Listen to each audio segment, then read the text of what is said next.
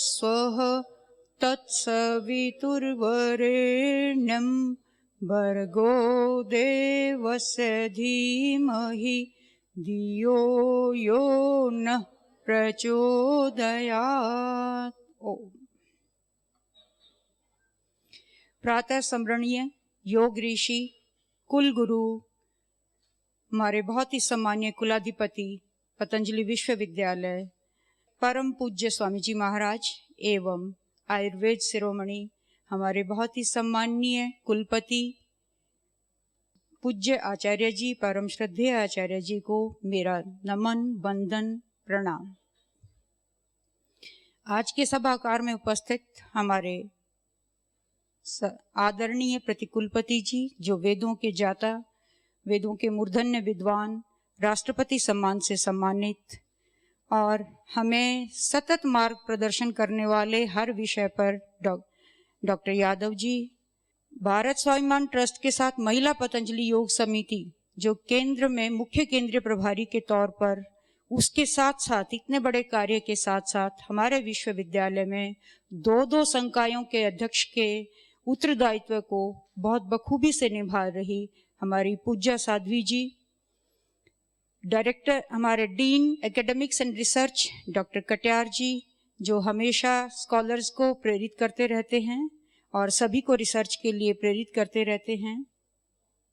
सभागार में उपस्थित पूज्य स्वामी परमार देव जी, पूज्य स्वामी मित्र देव जी, पूज्य स्वामी आर्ष देव जी और पूज्य साध्वी देवाश्रिता जी, सभी सभागार में उपस्थित सभी प्रतिभागी, रिसर्च स्कॉलर्स और अन्य ब्रह्मचारीगण और जो भी यहाँ उपस्थित है, सभी को मेरा प्रणाम। मुझ पर विश्वास करके इस पुनश्चर्या कार्यक्रम के अंदर मुझे एक कार्य दिया गया और मैं कहूंगी उसे एक अवसर मुझे मिला आप सबके साथ मुखातिब होने का, एक कार्य कि मैं उस new educational national education policy को आप तक कुछ तथ्यों के साथ प्रस्तुत कर सकूं, हम सब मिलकर समझ सकें, ताकि उसको हम इस वर्ष नहीं तो अगले वर्ष क्रियान्वयन में ला सकें। इस हेतु ये प्रयास है और इसको मैंने 2 भागों में लिया है। पहले में तथ्य प्रस्तुत किए जाएंगे और दूसरे में जैसा पूर्व में डॉक्टर यादव के माध्यम से और अन्य कई प्रतिभागियों के माध्यम से, गौड़ा जी और अन्य कई ने बताया, और मैं कहूँगी डॉक्टर यादव ने तो मेरे कार्य को सहज किया, बहुत सहज किया। आप लोगों को कई मीटिंग्स में और इस मंच से भी बताया। और ये एक पॉइंट आया था कि कई यूनिवर्सिटीज में सेमिनार हो चुके हैं, डॉक्टर गौड़ा जी ने बताया और कई ने, तो हमारे यहाँ भी उत्तराखंड सरकार ने कई प्रयास किए इस दिशा में और जिसमें हमारा विश्वविद्यालय प्रतिभागी रहा है, हमने भी अपने सुझाव भेजे हैं। उन सब चीज़ों को दूसरे भाग में वर्णित किया जाएगा या बताया जाएगा। तो हम शुरू करते हैं। इससे पहले कि मैं शुरू करूं, कुछ मेरे मन में गायत्री मंत्र का उच्चारण करते हुए आया जो मैं बताना चाहूंगी। हम बहुत बचपन से ही हमें गायत्री मंत्र के उच्चारण के लिए कहा जाता है। घर से माँ बताती है या गुरु द्वार पर जब शिष्य आता है तो गायत्री जाप के लिए कहा जाता है। सद्बुद्धि का मंत्र है और हमारे से पूर्व बहुत ही जिनका लेक्चर पसंद किया गया, ऐसा वक्तव्य दिया, वक्तव्य नहीं मैं कहूँगी प्रैक्टिकल ट्रेनिंग दी गई कुलपति श्री डॉक्टर सुनील जोशी जी द्वारा, जो उन्होंने बात कही 107+1 की, और एक जो है आत्मा उन्होंने कहा, बाकी 107 मर्म स्थल की बात कही। एक विचार आया अभी थोड़ा सा, एक उस दिन भी आया था लेकिन आज पुनः आया कि क्या कहीं ये 107+1 की जो बात कर रहे हैं, ये वो मर्म स्थल जिन पर उन्होंने कहा कि बहुत ही ऐसे मर्म स्थल है, हमें ध्यानस्थ होकर उस पर करना चाहिए, मर्म को प्रेशराइज करना चाहिए, क्या ये हमारे माला के मणके जो हैं 108, और जो स्वामी जी महाराज पुनः पुनः बार बार कहते हैं, हमारे कितने ही चक्र हैं, 8 तो मुख्य हैं, और ध्यानस्थ होकर उन 8 चक्रों में ध्यान लगाने की बात करते हैं और माला के सुमरन की बात आती है, और अंततः उन्होंने अधिपति कहा, अधिपति के मर्म स्थल तक पहुंचाकर पुनः हम आत्मा पर आए।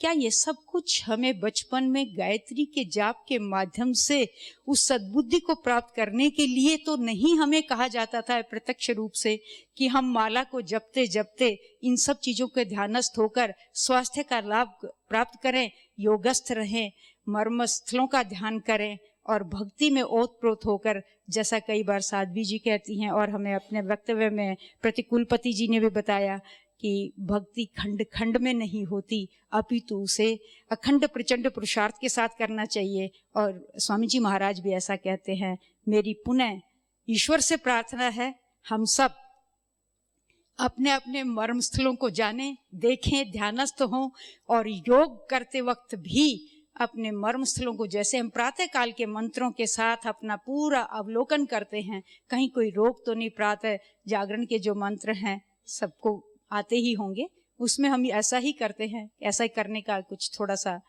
विधान जो मैंने समझा है, तो हम सब उसको करें और दिन की शुरुआत उस तरह से करें। ये मन में एक विचार आया था, ये ईश्वर से प्रार्थना भी है और आप सबसे निवेदन भी है। आज की स्लाइड्स के साथ संकाय अध्यक्षा पूज्य साध्वी जी द्वारा बहुत ही सरल रूप में हमारी प्राचीन शिक्षा पद्धति को समझाया। मैंने ये प्रारंभ में क्यों लिया, क्योंकि ये हमारी नेशनल एजुकेशन पॉलिसी जो 2020 की है, उसमें इसका बार बार, और ये एक बहुत बड़ा गोल है वहाँ, ये एक बहुत बड़ी सोच है जो हमारे देश की एक स्ट्रेंथ रही है और जिस पे बहुत प्रभावी रूप में, बहुत सुंदर तरीके से जिसका व्याख्यान किया हमारी साध्वी जी ने, उसी बात को मैंने प्रथम वाक्य के अंदर लिया है। तो आपने बताया प्राचीन शिक्षा पद्धति के बारे में और परम पूज्य स्वामी जी महाराज हमें पुनः पुनः स्मरण कराते हैं कि हम ऋषियों की संतान हैं। कितने ही ऋषियों, ऋषिकाओं, दिव्य माताओं, दिव्य विभूतियों सहित परम पूज्य स्वामी जी महाराज, परम श्रद्धेय आचार्य जी ने जैसा समझाया, बताया, प्रेरित किया, और यही नहीं हमें एक लक्ष्य दिया कि हमें वैसे ही जीना है, ऋषियों की तरह, ऋषिकाओं की तरह, दिव्य माताओं की तरह, दिव्य विभूतियों की तरह। केवल पठन पाठन ही नहीं, दिव्य दृष्टि व अनुभूति तक जाना है। और आगे हमें विद्यार्थी और विद्यार्थियों के लिए वास्तव में आचार्य और आचार्य बनना है। और ये हमारी शिक्षा पद्धति कुछ इसी तरफ इशारा भी करती है, ऐसा ही चाहती भी है, ऐसा ही हमें करना भी है। इसलिए मैंने पूर्व में ये पहरा दिया। एक लंबे समय से लॉर्ड मैकाले की पद्धति हमारे यहाँ चली आ रही है, हम सबको ऐसा मालूम है। और उसके बाद कई कमीशंस बने, जैसा कि यहाँ पर बताया गया है, दिखाया गया है। 1948, 49 में, 52, 53 में, 64 में और फिर 86 में 4 मुख्य कमीशन दर्शाए गए हैं यहाँ। लेकिन उसके बाद सीधा 2020 और 21 यहाँ दिखाया है, क्योंकि नीचे लाइन में एक बड़ा बोल्ड में जो दिखाया है वो अपने आप में व्याख्या करता है कि जो भी अनफिनिश्ड एजेंडा था 1986 की पॉलिसी का, और वो 1986 और 92 तक के लिए कहा गया है, लेकिन 92 तक भी हम लक्ष्य की तरफ लक्षित होकर पहुंच नहीं पाए, इसलिए वो मॉडिफाई भी हुई 1992 में, लेकिन फिर भी वो अप्रोप्रिएटली डेल्ट नहीं की गई, उसको ठीक से नहीं क्रियान्वयन में लाया गया, जो कि पुनः इस नई एजुकेशन पॉलिसी जो नेशनल एजुकेशन पॉलिसी 2020 की है, इसके अंदर हमें उसको समावेशित करना पड़ा। नेक्स्ट, इस एजुकेशन पॉलिसी जो हमारी अब है, जिसके हम बात कर रहे हैं, चर्चा कर रहे हैं, इसके पैरा 2 में ऐसा स्टेट किया गया है, ऐसा स्टेटेड है, जो मैंने बोल्ड में दिखाया है कि ये ग्लोबल एजुकेशन डेवलपमेंट के लिए एक एजेंडा एस्टेब्लिश किया गया था। किसके द्वारा? नीचे यूनेस्को के द्वारा। और वो गोल 4 क्या था? Sustainable development. Sustainable development goal 4 है वहां पर इंडिकेट, पॉइंट वाइज यदि हम चलें तो वो यूनेस्को के द्वारा दिया गया एक ऐसा एजेंडा था जो 1986 में ही हमें ही नहीं, भारत को ही नहीं, संपूर्ण विश्व को दिया गया था। इसकी चर्चा मैं अगली स्लाइड में करूंगी। और जिस बचे हुए कार्य को 2015 में हमारी सरकार ने आकर हाथ में लिया और उसको मुख्य उद्देश्य लेकर चली कि हमें क्या करना है, वैसी कैसी एजुकेशन पॉलिसी। ये एजेंडा जो गोल 4 था वो यहाँ मैंने लिस्ट डाउन किया है। To ensure inclusive and equitable, यानी कि हमें अपनी शिक्षा को समावेशी समानता वाली, गुणों से भरपूर ऐसी शिक्षा देनी है, ऐसा भारत ही नहीं कह रहा, पूरे विश्व की तरफ से यूनेस्को ने कहा है कि एजेंडा दिया पूरे विश्व को। और उससे क्या करना है, पूरी लाइफ लॉन्ग लर्निंग जो है, ऐसी अपॉर्चुनिटीज हमारे विद्यार्थियों में आ जाएं, वो प्रोवाइड करनी है, उनको प्रमोट करना है। ये मुख्य SDG 4 जो दिखाया है वो ये गोल था। और इस वजह से ये इतना रिच गोल था, इतना लॉफ्टी गोल था कि इसे मैं रिकॉन्फ़िगर करना पड़ा, हमें इसको दोबारा से सोचना पड़ा कि ये तो हमें पहुंचना ही पड़ेगा, विश्व सोच रहा है तो। लेकिन वो चलता रहा। और अगली स्लाइड पे आ जाओ। इस गोल के अंदर क्या था, 7 तो टारगेट थे। टारगेट का मतलब है हमें ये एक्सपेक्टेड आउटकम्स थी जो हमें अचीव करनी थी, और 3 उसके इम्प्लीमेंटेशन के साधन थे। ये 7 क्या है, universal primary and secondary education, यानी कि ये पूरे ऑल ओवर वर्ल्ड हर एक बच्चे को, हर एक को ये अधिकार हो और वो प्राप्त करें, प्राइमरी ही नहीं सेकेंडरी एजुकेशन तक, कोई भी निरक्षर न रह जाए। और फिर कहा अर्ली चाइल्डहुड एजुकेशन पे हमें उसकी डेवलपमेंट के लिए कार्य करना है, और यूनिवर्सल प्री प्राइमरी एजुकेशन को एम्फेसाइज करना है, उसको बहुत अच्छे से डील करना है। फिर तीसरे में बताया equal access to technical and vocational and higher education, यानी कि हायर एजुकेशन में हमें टेक्निकल और वोकेशनल दोनों प्रकार की एजुकेशन को समावेशित करना है।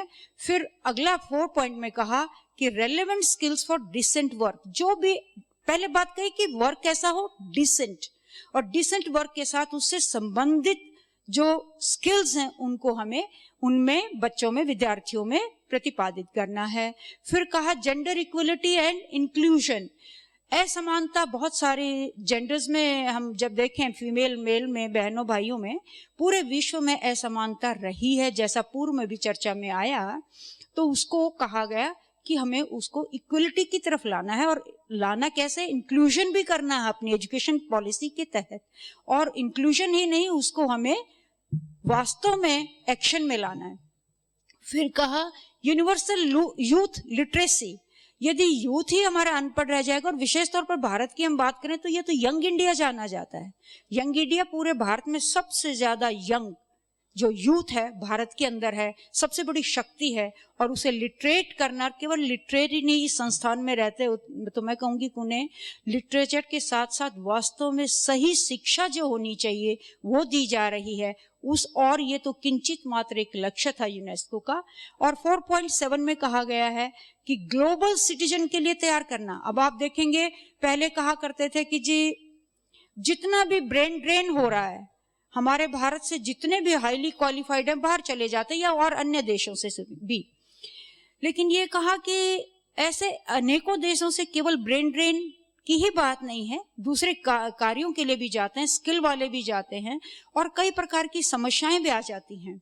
तो सिटीजन्स को, हर विश्व के सभी सिटीजन्स को अपने देश के लिए नहीं, देश के लिए तो करना ही है, वो तो प्राथमिकता है, उसके साथ साथ पूरे विश्व को जैसे एक परिवार बनाकर के हमें उसके लिए तैयार करना है। इसके इम्प्लीमेंटेशन के मीन्स क्या थे, ये दिखाया गया कि 3 मुख्य इम्प्लीमेंटेशन मीन्स बताए गए।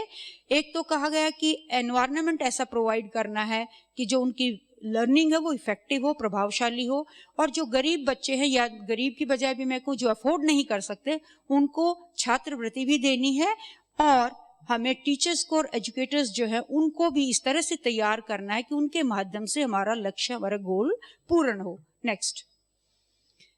अब ये सब चीजें करते वक्त भारत सरकार के मन में भी कुछ एक चीज जब विश्लेषण किया जाता है, एनालिसिस किया जाता है कि ये सब करते करते हम ऐसा क्यों करें, या क्या चीजें और हमें इसमें देखनी है, उनके लिए एक बहुत बड़ी चीज, अपना जो एक स्टैंड हम कहाँ कर रहे थे 1920 में, 2019 और 20 के अंदर, वो डिफरेंट पैरामीटर्स यहाँ दिखाने की कोशिश करी है। मैं 4 पे मुख्य रूप से लूंगी। ग्रॉस नेशनल हैप्पीनेस इंडेक्स, इससे पूर्व में एक वक्ता ने पहले भी कहा है कि आजकल जो है हमारा पैसे की बजाय हैप्पीनेस इंडेक्स को बहुत रूप से लेने लगे, और पूरे विश्व में एक्सेप्ट होने लगा है। तो हमारा भारत का जो हैप्पीनेस इंडेक्स आप देखेंगे 130 में से 116 है, 130 की बजाय। यानी कि हम पीछे हैं, काफी पीछे हैं। और अगला कहें तो ग्लोबल हेल्थ इंडेक्स 135 है 176 में से, यहाँ भी हम काफी पीछे हैं। शायद इसी वजह से मोदी जी के आने के बाद उनको पूरे मन तन से धन्यवाद करते हुए और स्वामी जी महाराज को धन्यवाद करते हुए कि हेल्थ इंडेक्स जो हमारा इतना पीछे हम हेल्थ के मामले में थे, काफी जगह पे हॉस्पिटल्स खुले हैं, नए कॉलेजेस खुल रहे हैं, और हमारे स्वामी जी महाराज ने तो जो एक समावेशी इंटीग्रेटेड हेल्थ एजुकेशन प्रोवाइड करने के लिए एक आयुर्वेद कॉलेज ही नहीं, उसके अंदर कितनी स्किल्स भी साथ में लगा दी कि प्रत्येक व्यक्ति को स्वास्थ्य हो। और ऐसा ही नहीं, हमारे यहाँ जो वेलनेस सेंटर इतना बड़ा शुरू किया गया और पूरे विश्व के अंदर, वो शायद इसी सोच की ओर इंडिकेट करता है कि हमें बहुत आगे जाना है, समस्त नागरिकों को स्वास्थ्य प्राप्त कराना है, ऐसा स्वामी जी कहते भी हैं। अगला एक मुख्य बताया यहाँ रिसर्च आउटपुट, बार बार एम्फेसाइज किया जा रहा है कि भारत में हम रिसर्च करते तो हैं, शायद पब्लिश नहीं करते, और करते भी हैं तो शायद वर्ल्ड लेवल पर वो जानी नहीं जा रही है। और इसमें आप देख रहे हैं हमारा वर्ल्ड आउटपुट का केवल मात्र 4% है, और पेटेंट्स जो रजिस्टर किए जाते हैं वो तो बहुत ही कम है, क्योंकि हम लोग जो भी आता है उसको बता देते हैं, पहले पब्लिश भी करने की कोशिश करते हैं कई बार। अभी हमें इन 4 दिशाओं में बहुत कार्य करना है। लेकिन यदि मैं नेशनल एजुकेशन पॉलिसी की बात करूं तो इन चारों से भी बढ़कर एजुकेशन के हिसाब से ही कहा गया है कि ग्रॉस एनरोलमेंट रेशियो हमारा 19-20 के अंदर केवल मात्र 27.1 है, जो कि हमें बहुत बड़ा लक्ष्य दिया गया है हायर एजुकेशन इंस्टीट्यूशंस में 50% तक, और प्राइमरी एजुकेशन में, स्कूल एजुकेशन में 100% तक का। इसके लिए उस दिन हमें डॉक्टर यादव ने ऐसा बताया भी था, अगली स्लाइड में भी दिखाया गया है। एक बार पीछे ले आइए। इसमें एक चीज जो मैंने नीचे लिखी है, तो इसका मतलब सबसे बड़ी एक और चीज जो प्रधानमंत्री जी कई बार कहते हैं, स्वामी जी भी अपनी वेदना व्यक्त करते हैं, no university finds a place in global ranking. तो इसीलिए स्वामी जी महाराज बार बार कहते हैं पतंजलि ग्लोबल यूनिवर्सिटी होगा। यही चीज है जो हमें इसके लिए तैयार होना है। नेक्स्ट, नेशनल एजुकेशन पॉलिसी का एक प्रोसेस रहा जिसके तहत वो गुजरी और जो आज हमारे तक पहुंची है। मिनिस्ट्री ऑफ हायर MHRD ने जो हमें बताया, कंसल्टेशन प्रोसेस स्टार्ट कर दिए थे जनवरी 2015 में, और इस कंसल्टेशन के प्रोसेस के अंदर लगभग 676 जिलों में 6600 ब्लॉक्स के अंदर और 2.5 लाख ग्राम पंचायत और 2.25 लाख लोगों से हमें ये सजेशंस प्राप्त हुए इतनी कंसल्टेशंस के बाद। और उन सजेशंस के तहत को फिर TS सुब्रमण्यम कमेटी बनाई गई अक्टूबर 2015 में, जिनको वो सब सौंपे गए। अन्य कुछ ये गोल्स भी बताया गया जो यूनेस्को का था, और जो भारत सरकार के और चीजें सोच रहे थे वो भी चीजें इनको दी गई। जिसके बाद मई 2016 में इवोल्यूशन हुआ, और उस ड्राफ्ट को भी वो उसके कुछ इनपुट लेकर, लगा कि अभी ये पूर्ण नहीं है, उस ड्राफ्ट के कुछ इनपुट लेकर डॉक्टर के कस्तूरी रंगन कमेटी बनाई गई, उनको वो दिए गए। और उसके बाद फिर एक ड्राफ्ट नेशनल एजुकेशन पॉलिसी आई 2019 में, जो 31 मई 2019 को तैयार हुई, लेकिन 29 जुलाई को आई, और इसको पोर्टल पे भी डाला गया, माई गोव इनोवेट पोर्टल के अंदर मिनिस्ट्री की वेबसाइट पर डाला गया। नेक्स्ट, ये हमारी विजन रही है। इस पॉलिसी की जो विजन है वो दिखाई है। सबसे पहली चीज जो बताई जा रही है, बोल्ड में मैंने चीजों को दिखाने की कोशिश की है कि रूटेड इन इंडियन, हमारी पॉलिसी कैसी हो, एजुकेशन सिस्टम कैसा हो, ऐसा हो जो इंडियन एथिक्स की रूट्स हमारी हैं वो इंडियन एथिक्स की वो वहां हो, और ट्रांसफॉर्मेशन हो क्या जो वास्तव में इंडिया नहीं भारत हो। हम प्राय ऐसा सुनते हैं स्वामी जी महाराज से। तो पहली ही विजन क्या है कि हमें इंडिया से भारत की ओर जाना है, जो प्राचीन हमारी संस्कृति थी, जिसके बारे में बहन जी ने भी बताया। और फिर कहा गया कि इतना मात्र ही नहीं है, भारत को ग्लोबल नॉलेज सुपर पावर बनाना है, जिसको मैं कहूं कि विश्व गुरु बनना है। और आगे बताया गया कि हमें स्टूडेंट्स के अंदर एक बहुत गहरी एक ऐसी सेंस प्रोड्यूस करनी है, ऐसी कि वो हमारे जो आधारभूत कर्तव्य हैं, जो कॉन्स्टिट्यूशनल वैल्यूज हैं, उनको रिस्पेक्ट करें। आप देख रहे होंगे बहुत सारी चैनल्स पे भी, समाचारों के माध्यम से भी, ये वास्तव में हमारे विद्यार्थियों में, आज के यूथ में ऐसा नहीं हो पा रहा, कहीं ना कहीं कमी देखी जा रही है। तो ये भी हमारी एजुकेशन पॉलिसी का एक विजन है। और आगे मुख्य मैंने लेने की, वैसे सारे दिखाए हैं, विजन को थोड़ा ब्रेक कर दिया पैरा से, वास्तव में सारी एक पैरा की फॉर्म में दी हुई है। और फिर बताया है कि हमारे विद्यार्थियों के अंदर ही, हर एक भारतीय के अंदर एक डीप रूटेड प्राइड हो, अभिमान हो, अभिमान नहीं स्वाभिमान हो, और वो स्वाभिमान हमारे विचारों में रचा बसा हो, हम आत्मीयता से उसमें रचे बसे हों, हमारी बौद्धिक स्तर पर भी हम उसी को डील करें, हमारे कार्य भी वैसा ही बताते हों। और फिर कहा कि हमारे जो उत्तरदायित्व है, कमिटमेंट है ह्यूमन राइट्स की तरफ, मानवता के अधिकारों की तरफ, उसके हेतु हमें ज्ञान, स्किल्स और जो वैल्यूज हैं वो डेवलप करनी है, और वो हमें सपोर्ट करेंगी। फिर बताया गया कि वास्तव में उसका निचोड़ निकाल दिया कि पूरी नेशनल एजुकेशन क्या है, ये रिफ्लेक्ट करती है कि एक ट्रूली ग्लोबल सिटीजन हमारे भारतीय नागरिक को होना है। नेक्स्ट, इसके कुछ फोकस एरियाज हैं। वास्तव में सबसे बड़ा फोकस एरिया तो यही है कि हमें रिस्ट्रक्चर करना है, और रिस्ट्रक्चरिंग की यदि हम बात करें तो दो पार्ट हैं, स्कूल एजुकेशन और हायर एजुकेशन इंस्टीट्यूशंस पे, जो हम विश्वविद्यालयों की, कॉलेजेस की बात करते हैं, फैकल्टीज की बात करते हैं। तो ये बोल्ड में मैंने इसलिए दिखाया है कि हम विश्वविद्यालय में बैठे हैं, तो पार्ट 2 से ही हम डील करेंगे।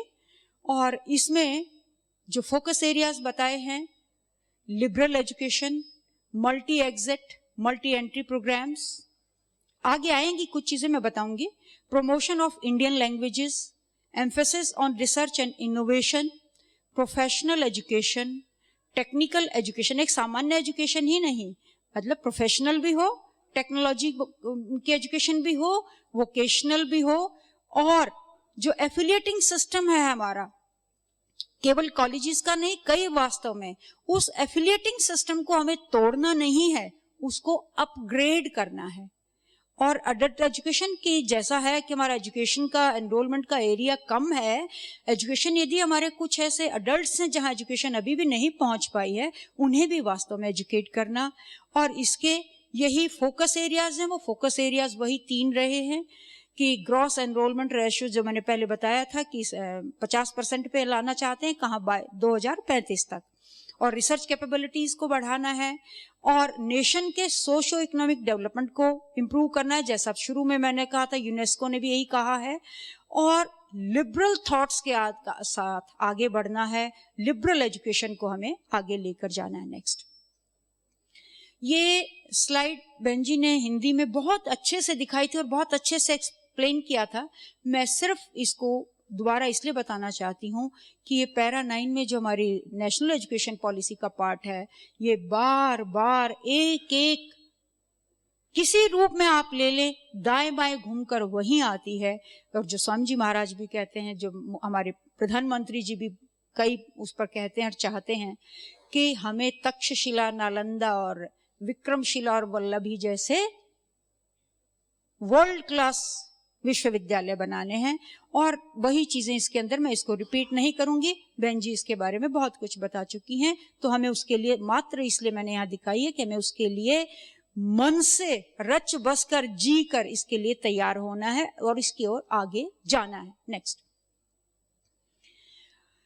जो टीचर है, इसमें पैरा 10 में कहा गया है कि वो फंडामेंटल रिफॉर्म्स के लिए एजुकेशन सिस्टम में जितने आधारभूत हमारे सुधार जो कहे हैं, फंडामेंटल रिफॉर्म्स, उसका सेंटर टीचर है। ये एक वाक्य ही ऐसा है जो हमारे समस्त प्राध्यापक गणों पर एक बहुत बड़ी जिम्मेवारी, एक उत्तरदायित्व दे देता है।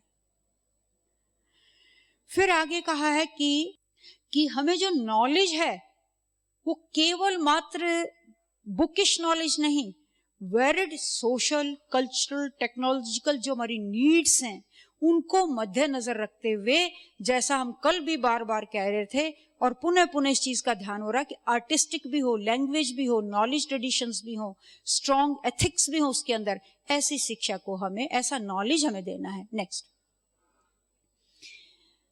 अब restructuring of higher education institutions की जब बात आती है, ये डायग्राम मुझे एक छोटे नटशल में किसी छोटी बुकलेट से मिला, तो इसके अंदर 3 तरह की हमारी हायर एजुकेशन है at present, type 1, type 2, type 3, यानी कि कुछ यूनिवर्सिटीज रिसर्च में ध्यान देती हैं, कुछ टीचिंग में ध्यान दे रही हैं, कुछ केवल डिग्री अवार्डिंग यूनिवर्सिटीज हैं। लेकिन इन्हें हमें लेकर कहाँ जाना है ये एरो बता रहे हैं। और ये नंबरिंग भी जो है टाइप 1 है, ये बता रही है कि शीर्ष पर कौन सी यूनिवर्सिटीज को माना जाएगा आगे नैक एक्रीडिटेशन के टाइम पर भी, और विश्व रूप में यदि देखा जाएगा तो भी ऐसा हमारी नेशनल एजुकेशन पॉलिसी कहती है कि जो रिसर्च बेस्ड यूनिवर्सिटीज होंगी, उन यूनिवर्सिटीज को, उन विश्वविद्यालयों को अपने आप को ऐसा कहलाना, मानना और अपने आप को कैटेगराइज करना पड़ेगा, और उनकी एक्रीडिटेशन भी उसी बेस पर होगी। यदि वो अपने आप को रिसर्च यूनिवर्सिटीज के अंदर लाते हैं तो एक्रीडिटेशन उसी हिसाब से होगी। टीचिंग के अंदर मुख्य, टीचिंग मतलब केवल टीचिंग नहीं है, रिसर्च वहां भी है, पर वहां टीचिंग प्राथमिकता से है, तो वो नंबर 2 की विश्वविद्यालय माने जाएंगे, और जो एफिलिएटेड हैं या कुछ अन्य जो है उनको नंबर 3 पर माना जाए। अभी 3 पर है, लेकिन इन सब को कहा गया है अंततः हमारा उद्देश्य क्या है, टीचिंग के साथ साथ मुख्य रूप में रिसर्च में आना, ताकि जो अनुसंधान कार्य के, पब्लिकेशन कार्य के माध्यम से हम पेटेंट्स भी डेवलप कर सकें, और हमारे रिसर्च पब्लिकेशन और नई नई अनुसंधानों, स्किल्स भी नई आएंगी, इनोवेशंस भी होंगे, नई तकनीक भी आएगी।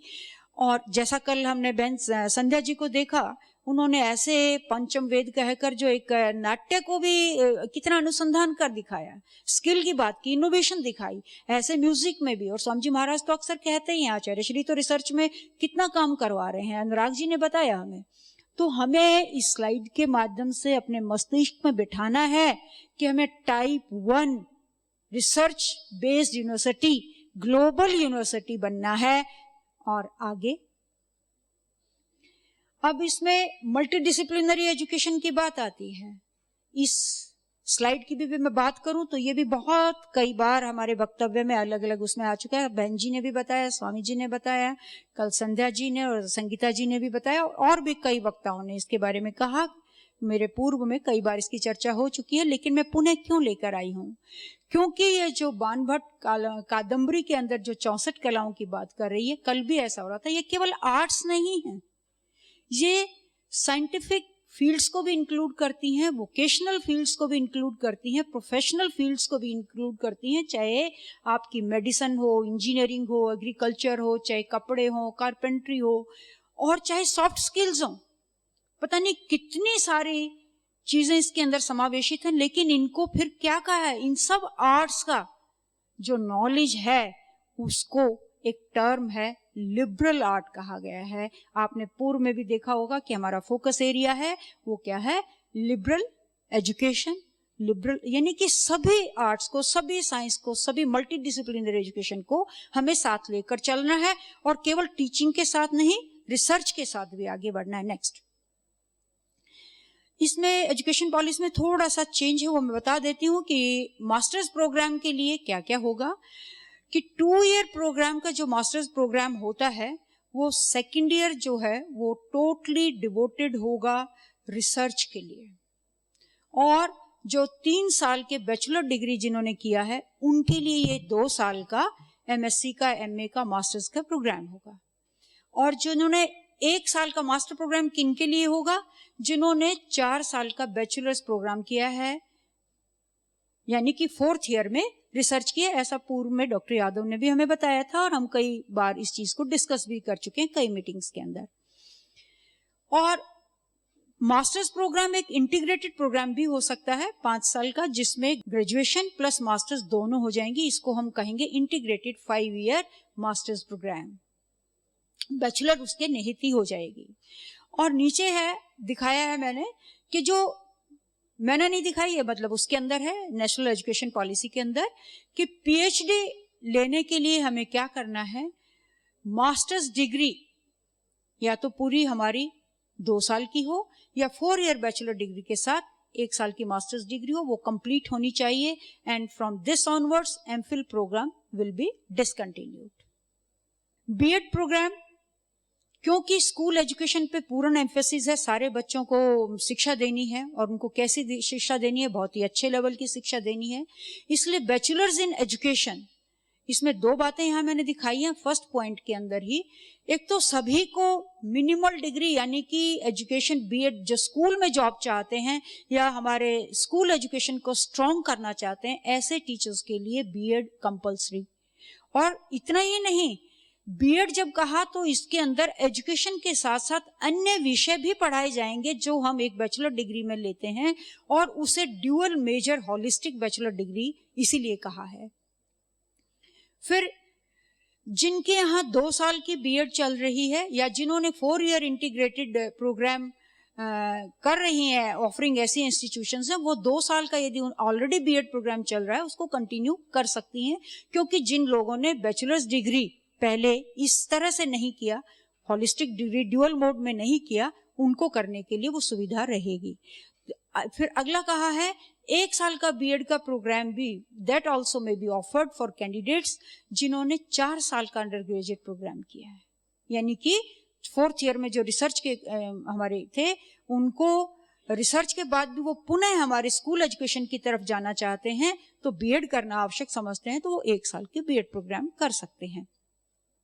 और ऐसे के लिए फिर वही कहा है कि जो मेरिटोरियस स्टूडेंट हों उनको स्कूल एजुकेशन को स्ट्रॉन्ग करने के लिए B.Ed कराने के लिए स्कॉलरशिप्स दिए जाएं।